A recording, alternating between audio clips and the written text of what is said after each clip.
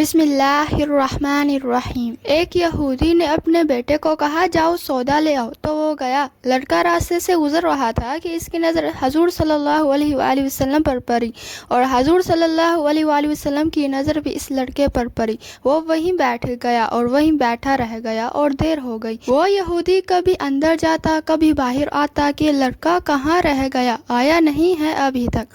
سورج غروب ہو گیا، مغرب کی نماز ہو گئی۔ شام کو گھر گیا، باپ نے پوچھا ارے نادان اتنی تاخیر کیوں کی؟ باپ بہت غصے میں کہ بڑا نادان اور پاگل ہے، میں نے کہا تھا جلدی آنا، تم اتنی دیر کر کے آئے ہو، اور تمہیں سودا لینے بھیجا تھا، تم خالی ہاتھ واپس آ گئے ہو، سودا کہاں ہے، سودا کہاں ہے؟ بیٹا بولا سودا تو میں خرید چکا ہوں۔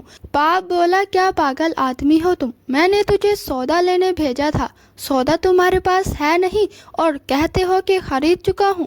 بیٹا بولا کہ بابا یقین کریں سودا خرید آیا ہوں۔ باپ نے کہا تو پھر دکھا کہاں ہے؟ بیٹے نے کہا کاش تیرے پاس وہ آنکھ ہوتی تو تجھے دکھاتا میرا سودا کیا ہے۔ میرے بابا میں تمہیں کیا بتاؤں میں کیا سودا خرید لایا ہوں۔ باپ نے کہا چل چھوڑ رہنے دے۔ وہ یہودی لڑکا روز نبی رحمت صلی اللہ علیہ وآلہ وسلم کی خدمت میں بیٹھنے لگا۔ وہ یہودی کا اکلوتا بیٹا تھا، بہت پیارا تھا، اس لیے کچھ نہ کہا۔ کچھ دنوں بعد لڑکا بہت بیمار ہو گیا، کافی دن بیمار رہا، اتنا بیمار ہوا کہ کمزوری اتنی ہو گئی کروٹ لینا مشکل ہو چکا تھا، اور پھر قریب المرگ ہو گیا۔ بہت پریشان تھا، پھر بھاگا گیا حضور صلی اللہ علیہ وآلہ وسلم کی بارگاہ میں اور بولا میں آپ کے پاس آیا ہوں، آپ تو جانتے ہی ہیں میں یہودی ہوں، مجھے آپ سے کوئی اتفاق نہیں، مگر میرا لڑکا آپ کو دل دے گیا ہے اور قریب المرگ ہے، آپ کو رات دن یاد کر رہا ہے، کیا ممکن ہے آپ اپنے اس دشمن کے گھر آ کر اپنے معشوق عاشق کو ایک نظر دیکھنا پسند کرو گے؟ کیا یہ آرزو پوری ہو جائے گی کہ وہ مرنے سے پہلے آپ صلی اللہ علیہ وآلہ وسلم کا دیدار کر لے؟ وہ کسی اور چیز کی آرزو نہیں کر رہا۔ آپ صلی اللہ علیہ وآلہ وسلم نے یہ نہیں فرمایا میں جاؤں گا یا نہیں جاؤں گا۔ آپ صلی اللہ علیہ وآلہ وسلم نے فرمایا ابو بکر اٹھو، عمر اٹھو، علی چلو چلیں، عثمان آؤ، باقی بھی ہیں جو سب چلیں، آپ کے عاشق کا دیدار ہم بھی کریں، اپنا دیدار اسے دیتے ہیں، آخری لمحہ ہے، آنکھیں بند کرنے سے پہلے اسے ہم کچھ دینا چاہتے ہیں، چلو چلتے ہیں۔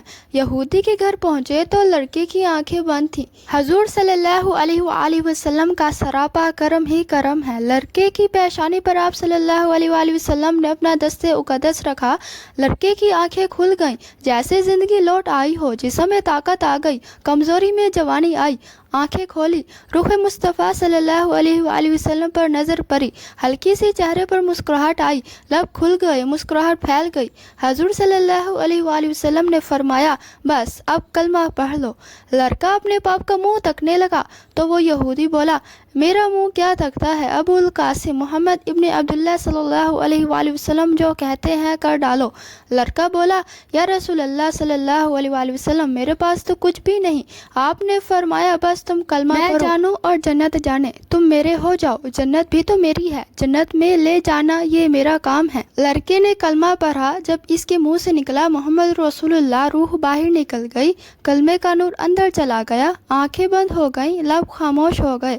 اس لڑکے کا باپ وہ یہودی بولا محمد صلی اللہ علیہ وآلہ وسلم میں اور آپ دونوں مخالف ہیں، اس لیے یہ لڑکا اب میرا نہیں رہا، اب یہ اسلام کی مقدس امانت ہے، کاشانہ نبوت صلی اللہ علیہ وآلہ وسلم سے اس کا جنازہ اٹھے تبھی اس کی عزت ہے، لے جاؤ اس کو۔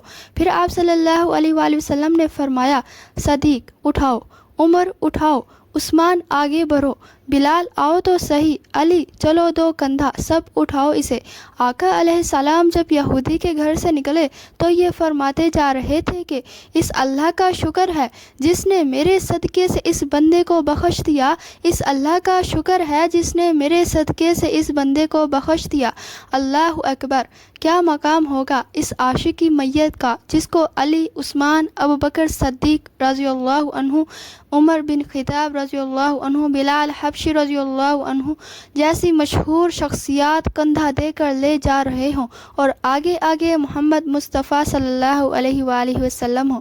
قبر تیار ہوئی، کفن پہنایا گیا۔ حضور صلی اللہ علیہ وآلہ وسلم قبر کے اندر تشریف لے گئے، قبر میں کھڑے ہوئے اور کافی دیر کھڑے رہے اور پھر اپنے ہاتھوں سے اس عاشق کی میت کو اندر اتارا۔ آپ صلی اللہ علیہ وآلہ وسلم قبر کے اندر پنجوں کے بل چل رہے تھے، مکمل پاؤں مبارک نہیں رکھ رہے تھے۔ کافی دیر کے بعد آپ صلی اللہ علیہ وآلہ وسلم قبر سے باہر آئے تو چہرہ مبارک پر تھوڑی زردی چھائی ہوئی تھی، تھکن محسوس ہوئی۔ اللہ عنی صحابہ پوچھتے ہیں حضور صلی اللہ علیہ وآلہ وسلم یہ کیا ماجرا ہے؟ پہلے تو یہ بتائیں آپ صلی اللہ علیہ وآلہ وسلم قبر میں پاؤں مبارک مکمل کیوں نہیں رکھا؟ آپ صلی اللہ علیہ وآلہ وسلم پنجوں کے بل کیوں چلتے رہے؟ تو کریم آقا صلی اللہ علیہ وآلہ وسلم نے فرمایا قبر کے اندر بے پناہ فرشتے آئے ہوئے تھے، اس لیے مجھے جہاں جگہ ملتی تھی میں پنجہ ہی رکھتا تھا، پاؤں رکھنے کی جگہ نہیں تھی۔ میں نہیں چاہتا تھا کسی فرشتے کے پاؤں پر میرا پاؤں آ جائے۔ پھر صحابہ نے پوچھا آپ صلی اللہ علیہ وآلہ وسلم قبر کے اندر کیوں گئے؟ ہمیں کہتے ہم چلے جاتے۔ تو سبحان اللہ خوبصورت جواب دیا کہ میں نے اس لڑکے کو بولا تھا نا تیری قبر کو جنت بناؤں گا، تو اب اسی قبر کو جنت بنانے قبر کے اندر چلا گیا تھا۔ تو پھر حضور صلی اللہ علیہ وآلہ وسلم اتنے تھکے ہوئے کیوں ہیں؟ تھکا اس لیے ہوں کہ فرشتے اور حوریں اس عاشق کے دیدار کے لیے آ رہے تھے اور میرے وجود سے الگ الگ کر گزر رہے تھے، ان کی وجہ سے تھک گیا ہوں۔